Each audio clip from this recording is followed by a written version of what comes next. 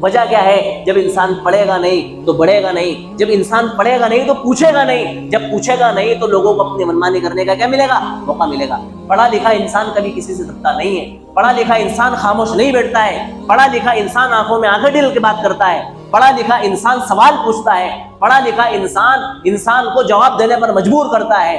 جب انسان آگے بڑھے گا اور پڑھے گا تو یہ ساری چیزیں پیدا ہوں گی، تو لوگوں کی یہ سوچ ہے کہ آپ جاہل کے جاہل بنے رہو، ان پڑھ کے ان پڑھ بنے رہو، تاکہ ہمیں کیا کریں؟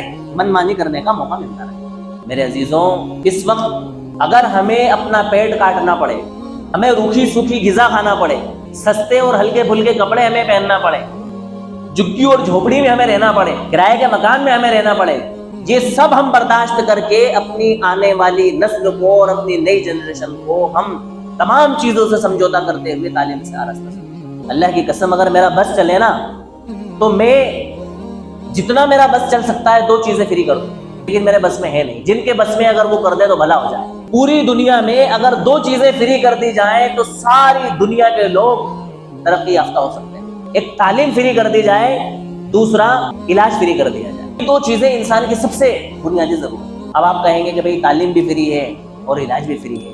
یقیناً یہ دونوں ادارے ہمارے اپنے ملک میں پائے جاتے ہیں، سرکاری اسکول بھی پائے جاتے ہیں اور سرکاری ہاسپٹل بھی پائی جاتی ہیں، لیکن وہاں کا عملہ اپنے آپ کو سرکاری سمجھتے ہوئے لوگوں کے ساتھ خیر خواہی والا برتاؤ نہیں کرتا۔ وہ کہتے ہیں ہم تمہارے نوکر تھوڑی، سرکاری آدمی، ان سے کچھ کہہ بھی نہیں سکتے، کیس بن جاتا ہے۔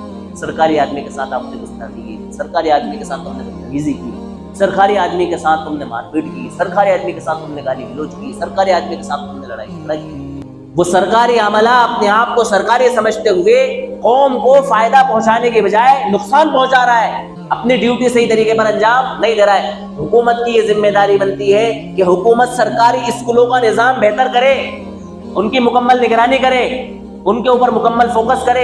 اتنی موٹی موٹی رقم اور اتنی موٹی موٹی فیس اور اتنی موٹی موٹی تنخواہیں اگر گورنمنٹ ان سرکاری اسکول کے ٹیچروں کو اور سرکاری ہاسپٹل کے ملازموں کو اور ڈاکٹروں کو دے رہی ہے، تو سرکار کی یہ بھی ذمہ داری ہے کہ ان کو اس بات کا پابند بنائے کہ ہمارے کسی بھی ناگرک کو اور کسی بھی رہنے والے انسان کو جو آپ کے پاس آتا ہے، آپ سے جڑتا ہے، آپ کے یہاں آ کر کے تعلیم حاصل کرتا ہے، آپ کے یہاں آ کر کے علاج کرواتا ہے، کوئی دقت اور کوئی تکلیف نہیں آنا چاہیے، ورنہ آپ سسپینڈ کر دیے جائیں گے، آپ نوکری سے برخاست کر دیے جائیں گے، آپ کو ہٹا دیا جائے گا۔ یہ گورنمنٹ کی پالیسی ہونا چاہیے۔